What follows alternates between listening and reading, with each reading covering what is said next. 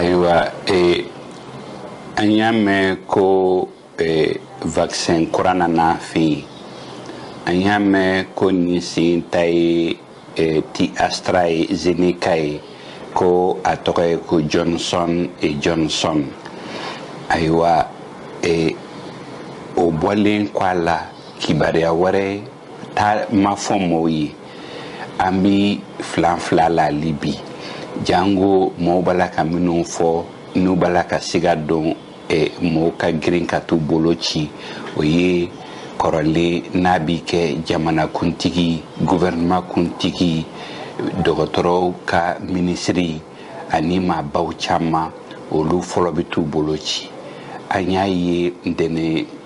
jan temeni bolochi daminena jamami ratimbe famam nu nana nolu yɛrɛ dama kun bolo cira o kun bi caman bɔ a la nga maaw tala k'a kɛ ka tugu minnu kan ka misali di olu fana tala k'a kɛ hali n'u y'a kɛ a m'a ye i n'a fɔ a bɛ deli ka kɛ cogoya min na kɔrɔlen o kɔni f'u k'o lajɛ dɔgɔtɔrɔ ta man ca olu ta man ca a kɔni kelen don sisan minnu se t'a la minnu kan ka taama ka ca ani minnu kan ka taa yɔrɔ la ni a jakuya do wali bolo cilen ka kɛ wali kana ni daluya min b'a jira k'a fɔ ko bana t'i la olu dɔrɔn de b'a la ka taa ka t'u bolo ci ayiwa fo gouvernement ka a ka kunnafoni di cogo yɛlɛma walasa mɔgɔw ka sɔn mɔgɔw ka da la ani mɔgɔw ka t'u bolo ci ne ma sɔn min ma o y'o ye.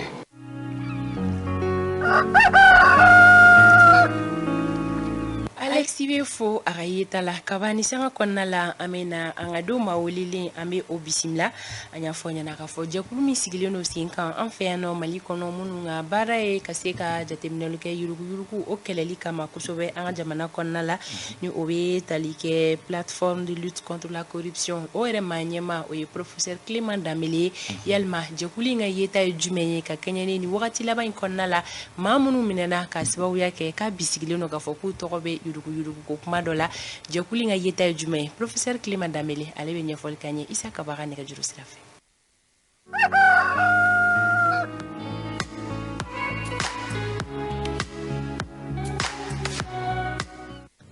professeur Clément Damele ini sogoma professeur Clément Damele amba do ka fo yurugu kelali jekulu o ma nyema baye a bɛ ɲini ka na san damadɔni bɔ kabi 2014 yurugu wale dɔ bɛ an ka jamana kɔnɔ ni a kun kɛlen don ka bɛɛ kamana gan dɔgɔkun tɛmɛnen nɔ bɔra a ko la aw hakilina ye jumɛn ye a ko taara cogo min. ko taara taabolo de fɛ sabula a bɛ san 30 bɔ ni faama ka démocratie nana yan Mali faamaw de bɛ bɛɛ jɛ ta k'a dun maa kelen bɛ maa ba kɛmɛ ta dun ko fɛn tɛ bɔ a la o sɔrɔla jamana in kɔnɔ yan minnu b'u disi gosi ko n b'a suɲɛ fɛn tɛ bɔ a la wa a ma se ka foyi kɛ n na ɔ n'an wulila ka kɛlɛ kɛ a bɛ san caman bɔ an bɛ nin mankan na ne yɛrɛ Clément Damele ni n ka tɔn ye plainte don Ibrahima ye plainte don an caman ye plainte don dossier classera dossier kɛ an ka dayɛlɛ tuguni n'o dossier dayɛlɛ sen fɛ ni maa dɔ ɲɛna ko siga kɛr'i la sabu an b'a fɔ fɔlɔ siga kɛr'i la an bɛ tare k'Ala fo ka barikada ka fɔ Mali justice ɲɛna u bɛ ka nin baara min kɛ n'u bɛ ka kɛ tiɲɛ kan an kɔni an b'u kɔ sabula k'a fɔ ko minɛcogo kɛra tan minɛcogo ma kɛ tan an mago bɛ an ka wari min sonyɛna an ka wari ka d'a ma maliyɛnw mago b'u ka wari de la Mali faama o faama n'a ye Mali dɔrɔmɛ suɲɛ minɛcogo n'o kɛra a la a minɛna kɔlɔn kɔnɔ o a minɛna ɲɛgɛn kɔnɔ o a minɛna tribunal de la o i y'a minɛ k'a bila katakatani de kɔnɔ ka taa n'a ye o an ka sira foyi tɛ minɛcogo la an ka wari min sonyɛna an ka wari ka taa an ka kɛsu kɔnɔ an denw ka kalan an ka sirabaw ka dilan an ka ji kɔnɔ an ka kuran ka ɲɛnabɔ. Clément o wari bɛ sɔrɔ cogo di.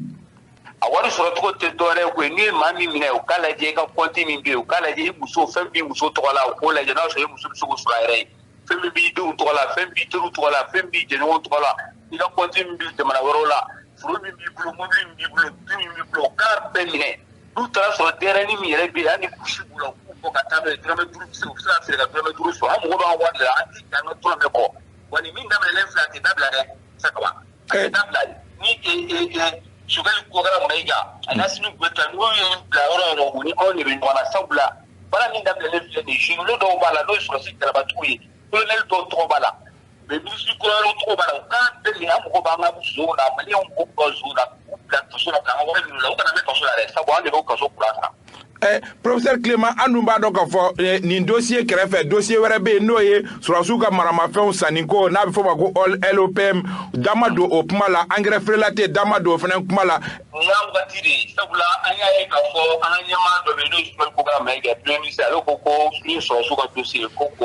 o observer ko bila kɛrɛfɛ bila t'a la dɛ dɔ tɛ ta ka dɔ to yen sabula an ko sariya de ka bato jamana sigilen bɛ de ko bɛɛ ka kan. Ni bɛɛ ka kan ni politique mɔgɔ dɔ donna kaso la ni sɔrɔsi dɔ ye suɲɛli kɛ o filɛ ka taa kaso la ni Ibrahim Boubacar Keita bɛ nin bɛɛ kalama u ka taa IBK nɔfɛ sabula nin bɛɛ se ka kɛ k'a fɔ ko IBK tɛ hali dɔɔni kalama ko la u ka taa IBK nɔfɛ suɲɛli kɔnɔ u ka taa filɛ fara suɲɛli Bube Mayiga kan walasa a ko ka sɛgɛsɛgɛ k'a ɲɛdɔn Bube kelen kana mara yen dɛ u ka taa IBK nɔfɛ wa tɔ fɛn fɛn bɛ n'u tɔgɔ bɛ la u k'a bɛɛ minɛ ka taa mɔgɔ b'an ka zone na joona joona mɔgɔ bɛ zone na wa sɔrɔsi jalabatigiw minnu b'a la k'u fana minɛ ka t'u fana fara u kan yen zone o zone n'i tɔgɔ yɛrɛ la u k'a bɛɛ minɛ Isa Kaba an ka wari ka ɲini a bi ɲini cogo ɲuman ɲini cogo jugu maliyɛndenw ka wari ka ɲini ka na bila yen. Ayiwa sigana k'an ka wari sɔrɔ an ka wari ka bila yen. Ayiwa tile kɔnɔ i bɛ anw ye fantanya la i b'an tɔɔrɔ ni ɲani na mɔgɔ bɛ sa ka ordonnance 200 a se ka yɛrɛ furakɛ mɔgɔ dɔ bɛ taa miliyari suɲɛ i tila ka so ko fɛn tɛ bɔ a la tɛ ɲa. Ayiwa Clément jɔrɔna ko kun ye min ye e kun ko fanga cɛ furajɛ fanga bɛ ka taa cogo min Choguel bolo ko a ma ɲi ni min kɛra o y'i hakili sigi dɔɔni wa. Nin bɛ se ka maa hakili sigi ni Choguel ye nin kɛ an b'a fɔ alhamdulilayi a bɛ ka faamu k'a fɔ ko ale mankan min ci a la k'a fɔ juguya tɛ an bɛ ka mankan min ci Choguel ko ma go an ye k'o fɔ ko tɛ an bɛ ka mankan min ci sisan an bɛ fɛ Choguel ka ko dɔ kɛ walasa maliyɛnw ka dɔn ko ko dɔ bɛ ka bɔ nin ko in na ko i bɛ n'a ma bin gansan ten n'a ye nin daminɛ komi an tɛna nin bɛɛ bila Choguel kunna an bɛ Mali justice fɛ.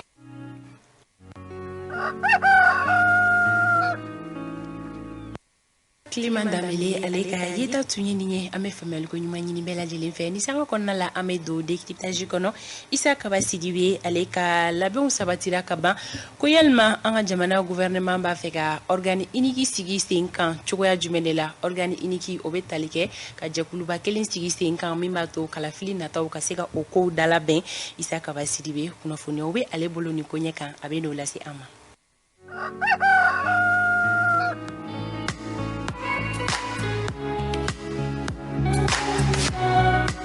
Isa Kaba i bisimila décryptage kɛnɛ kan. Saha an bɛ foli kura ka ɲɛsin lamɛnbagaw ani filɛbagaw bɛɛ lajɛlen ma o mana kɛ fɛn o fɛn an b'a dɔn k'a fɔ radio renouveau mɔgɔw y'an ta nin wagati la o kɔrɔ ye ko bɛɛ tulo b'an na hali n'o y'a sɔrɔ an tɛ sanko kibaruya kɔni dɔn anw kɔni bɛ studio kɔnɔ. Émission bɛ sen na fɛnɛ Kaba a ka d'an ye ka ɲɛfɔli kɛ ɲininkali fɔlɔ ye fɛn min ye o bɛ tali kɛ organe unique yɛrɛ i ka se ka a walawala an ye min b'a to bɛɛ lajɛlen bɛ se k'a faamuyali cogo ɲuman na. Oui i b'a dɔn k'a fɔ an ka jamana a bɛ san caman bɔ an bɛ kalataw kɛ cogo min mɔgɔw y'a fɔ k'a fɔ ko kalata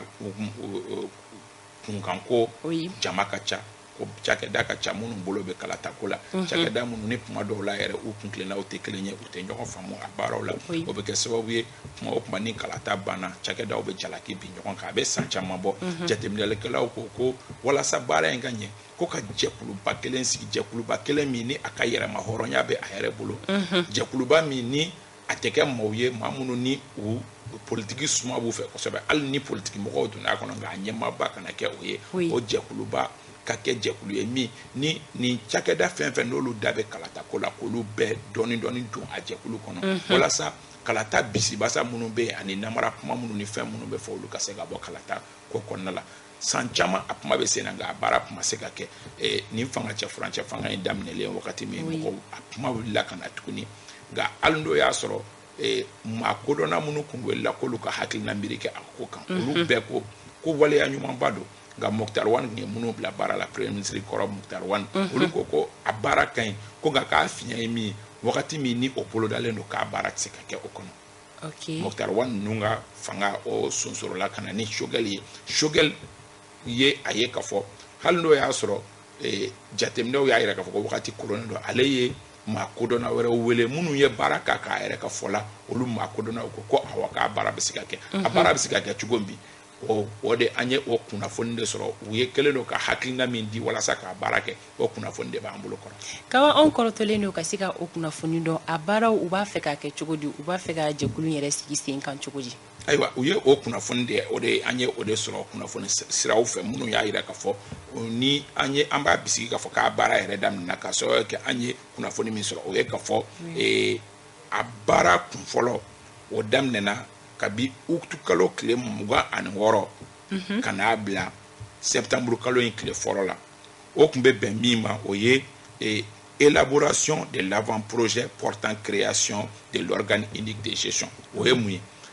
baara ninnu yɛrɛ a bɛ kɛ hukumu jumɛn kɔnɔ baara in u bɛ fɛ a ka kɛ cogo di ka kodɔnnaw fara ɲɔgɔn kan u ka hakilina miiri kɛ o kan a bɛ f'o ma ko élaboration de l'avant-projet o baara ye tile 6 de kɛ k'a daminɛ uktu kalo tile 26 la ka taa bila septembre kalo tile fɔlɔ la filanan o fana daminɛna kabi septembre kalo tile 2 wa o kun kan ka cɛ septembre kalo in tile 11 o bɛ bɛn tile 10 ma o baara ye jumɛn atelier de validation de l'avant-projet de loi de la création de l'organe unique de gestion o bɛ kɛ Bamako ani marabolo kɔnɔna la o kɔrɔ ye mun ye o kɔrɔ ye k'a fɔ baara fɔlɔ min kɛra kabi octobre kalo tile 26 ka taa bila septembre kalo tile fɔlɔ la ka na o baara da maa minnu ni olu da bɛ kalatako la o dɔ ye ministre so minnu ni olu ka mɔgɔw sen bɛ kalatako la o dɔ ye seni ninnu ye o dɔ ye ministère de l'administration olu bɛɛ fara ɲɔgɔn kan olu kana hakilina miiri kɛ min avant projet min fɔra aw hakilina ye jumɛn ye a la a bɛ se ka lakilen cogo di mun b'a diya aw bolo donc o baara o de kan ka kuncɛ a daminɛna kabi septembre kalo tile 2 a kun kan ka cɛ septembre kalo tile 11 ok alamisa don septembre kalo tile 16 jɛrɛ dɔ kan ka kɛ jɛrɛ min n'a bɛ fɔ a ma ko réunion interministérielle min ni a bɛ sigi organe unique de gestion o kunkanko kan o la cakɛdaw sen tɛ o la nka ministre so fɛn fɛn i b'a dɔn k'a fɔ kalatako mana daminɛ tiɲɛ don a bakuruba ye ministère de l'administration territoriale ye nka a tɛ se ka taa cogo si ministère de la sécurité mɔgɔw kɔ k'a sɔrɔ kɛ olu de bɛ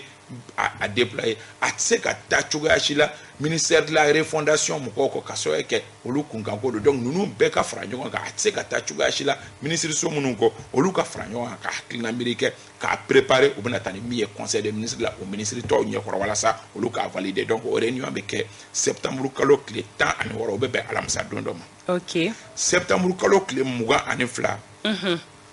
o sɛbɛnfura min ni olu bɛnna o kan o bɛ taa n'o ye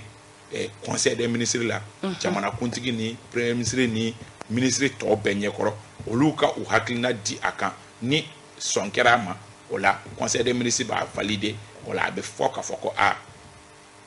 organe unique de gestion a ko sabatira baara bɛ kɛ ni a ye septembre kalo tile 23 o dugusɛjɛ donc mɔgɔw bɛ ta mɔgɔ minnu n'olu kan ka hakilina miiri kɛ nomination des personnalités du comité de sélection des membres de l'organe unique mɔgɔw bɛ ta minnu kan ka hakilina miiri kɛ cogo di jɔn ni jɔnw kan ka kɛ organe unique de gestion des élections ɲɛmɔgɔw ye olu tɛ mɔgɔ minnu bɛna ta olu tɛ organe unique de gestion mɔgɔ ye mais olu ye comité de sélection olu bɛ mɔgɔw de ta mɔgɔ minnu kan ka kɛ a ɲɛmɔgɔ ye o mɔgɔw bɛ sugandi jamanakuntigi fɛ o bɛ kɛ septembre kalo tile 23 septembre kalo tile 24 ka taa bila octobre kalo tile 4 na o bɛ bɛn tile 11 ma élaboration des termes de référence et publication de l'appel à candidature o wagati de k'a daminɛ septembre kalo tile 24 ka n'a bila fo octobre kalo tile 4 wele bɛ bila maaw ma maliden fɛn fɛn n'i b'a dɔn k'a fɔ ko nin baara min filɛ nin ye e bɛ se k'a kɛ e bɛ se ka t'i ka candidature dɔn ni critère ni fɛn minnu fɔra an ye minnu fɔ n'olu ye critère minnu fɔ ne y'a sɔrɔ maliden bɛ yen min bɛ se k'a kɛ o bɛ taa ka taa ka candidature déposer donc o y'o baara ye k'a daminɛ octobre kalo tile 5 ka taa bila octobre kalo tile 7 o bɛ bɛn tile 2 ma programmation de la cérémonie de prestation de serment des membres de l'organe unique de gestion mɔgɔ minnu mana ta n'olu garijɛgɛ donna a la olu bɛna ka na prestation kɛ k'u kale k'u siɲɛ jamanakuntigi ani cour suprême olu ɲɛkɔrɔ k'a fɔ an bɛ nin baara in kɛ hɔrɔnya la an b'a kɛ ladiriya kɔnɔ an b'a kɛ nin kɔnɔ donc pour le moment Fanta Tomota gouvernement jigi b'a kan k'a fɔ ko nin baara in bɛ kɛ nin de hukumu kɔnɔ an bɛ don min na i komi bi u bɛ fɛ ka baara in kɛ tantɔ de à partir du 17 octobre o b'a sɔrɔ a dɔnna jɔnnu ye organe unique ɲɛmɔgɔ ye u bɛ fɛ ka mun kɛ u ka baara kan ka kɛ mun ye 7 octobre maliden bɛɛ lajɛlen kan ka bɔ kalama ani jɔnnu kaba ni baaraw yɛrɛ bɛ taa kuncɛ wagati min na o b'a sɔrɔ la transition yɛrɛ tɔ ye kalo joli ɲininkali kaba an y'a ye k'a fɔ ɲininkali belebele ni organe unique ko in kuma kun cayara kosɛbɛ mɔgɔw kuma bɛn a kan kelen na cogoya si la ni u sera ka nin programme élaboré tantɔ k'u b'a fɛ ka baara kɛ nin cogo la o b'a yira k'a fɔ ko bɛɛ de bɛn'a kan wa bɛn kɛra a ma wa non bɛn ma kɛ a ma hali dɔɔni nin fɛn fila bɛ yen nɔ minnu ni bɛn ma k'u ma hali dɔɔni ni ani jalajɛ min ni Choguel b'a la k'a b'a labɛn n'a bɛ fɔ a ma ko assise cɛncɛnni ka tiɲɛ na classe politique maa caman bɛ yen hali minnu bɛ Choguel yɛrɛ hali M5 mɔgɔ dɔw bɛ yen nɔ minnu ma sɔn nin ko in ma wa nin min fɔlen filɛ i ye ɲininkali min kɛ c'est très important k'a daminɛ sisan ka taa fo octobre kalo tile 7 la o b'a sɔrɔ camanba bɔra fangacɛ furancɛ fanga la donc n'i ko ka organe unique sigi organe unique min kan ka kalata labɛn kalata min ni o kan ka o yɛrɛ bɛɛ lajɛlen kan ka kuncɛ février kalo la san 2022 a baara ka gɛlɛn mais problème ye min ye disons la vérité Choguel bɛ ka organe unique forcé dɔɔni Choguel bɛ ka assise nationale forcé dɔɔni o bɛna kɛ gɛlɛyaba ye ka sababu kɛ mɔgɔw welela dɔgɔkun tɛmɛnen ka sigi kɛ nin kuma ninnu kan kuma min sɔrɔla ale bolo ka fɔ dɔrɔn o ye ka fɔ ko décision in taara gouvernement fɛ ko wa ko gouvernement ka décision de don wa gouvernement b'a appliquer o kɔrɔ ye ka fɔ aw sɔnna aw ma sɔn alors que fangacɛ furancɛ fanga tɛ sɔn o ma fangacɛ furancɛ fanga ko inclusivité décision fɛn fɛn bɛ ta ka sababu kɛ a bɛ b'a fɔ M5 comité stratégique ɲɛmɔgɔ bɛ ka ɲina k'a fɔ ko kalatama ale se primature la kalatama ale ka ɲɛmɔgɔ se primature la nka jamanadenw ka bɛnkan de ye u bila jamana ɲɛmɔgɔya la bi ko dɔ bɛ yen nɔ mɔgɔ minnu taara kalata la olu bɛ se k'o forcer mais fangacɛ furancɛ fanga tɛ se k'olu forcer fɛn fila bɛ a la ka bɔ kuma la fɛn fila bɛ a la ni a y'a forcer ka se hakɛ dɔ ma ni fangacɛ furancɛ fanga bɛ prolonger sûrement que minnu bannen don olu ka proposition yɛrɛ fanba bɛ kɛ ka ale bɔ a la hali n'a ma ɲɛ ko fangacɛ furancɛ fanga bɛ prolonger a bɛ sɔn ka prolonger sans lui parce que a bɛ ka forcer mun kɛ donc pour le moment ni ladilikan bɛ yen ka fɔ a ɲɛna o ye a ka bɛɛ sen don baara nin na ni mɔgɔw ma sɔn min ma a k'o bila ni mɔgɔw sɔnna min ma an ka taa ni o ye ni a ma o kɛ n'i ye bɛɛ dusukun tɔɔrɔ ka se hakɛ dɔ ma i bɛ se hakɛ dɔ ma i kelen bɛ to jɔlen hali n'a ma ɲɛ ko baaraw bɛ kɛ a bɛ sɔn ka k'i kɔ ka jɛkuluba kelen sigi sen kan kalafili nataw ka se ka o kow bɛɛ lajɛlen dalabɛn kunnafoniya mun tun bɛ an bolokɔrɔ a ko ɲɛ kan o bɛ tali kɛ na an bɛ faamuyali ko ɲuman ɲini bɛɛ lajɛlen fɛ kaba kuma kuncɛ kuma an ka sɔrɔ ka jɛmukan datugu kuma kuncɛ kuma ye dɔrɔn halisa ka foliba di lamɛnbagaw ani kanubagaw bɛɛ lajɛlen ma hali y'a sɔrɔ sanba bɛ ka na Bamakɔ an b'a dɔn k'a fɔ an yɛrɛ bɛ ka région kɔnɔ mɔgɔ caman de ka message sɔrɔ bi o kɔrɔ ye k'a fɔ k'an lamɛnbaga fan caman bɛ région kɔnɔ an bɛ foli di Buya Keyita ma yan fɔ Segukaw fɛ yen nɔ jɛmukan in kanubagaba don an yɛrɛ teriba don Amadou Kuyate Aba an bɛ a fɔ Musa Balo ale PDS maa ye a ko ka foli kɛrɛnkɛrɛnnen di ka taa a yɛrɛ jɛɲɔgɔn ni o ye Assane Traoré a bɛ baara kɛ impôt la Torokɔrɔbugu an bɛ Assane Traoré fɔ Musa ko an ma ko jɛmukan in kanubagaba don tantiro ki a tonton Ɲangi yan fɔ Kati Fuga la an bɛ u fo k'u waleɲuman dɔn u ka kanuya la ka ɲɛsin jɛmukan in ma ko Ala k'u mɛn an kɔrɔ an bɛ kanubaga bɛɛ fɔ Fanta Tɛmɛtɛ bɛɛ lajɛlen bɛ fɔ kaba i yɛrɛ bɛ fɔ i ka timinandiya la anw se kɛra kunnafoni min ye ka di lajɛbaga ni lamɛnbaga kelen kelenna ma o bɛ tali kɛ na an bɛ foli kɛ bakuruba ye sɔgɔmada in na ka di kanubaga bɛɛ lajɛlen ma an bɛ wuli nɛgɛ kaɲɛ 9 e ma fifa min nun na o ale bɛ dugu kunkanko kɛnɛ sigi ni Ala ma basi fosi kɛ an na tɛnɛn don 7h15 an bɛ ɲɔgɔn sɔrɔ yan nɔ renouveau matin wɛrɛ kɛnɛ kan nka yanni o cɛ Ala ka hɛrɛ kan bɛɛ bon week-end à vous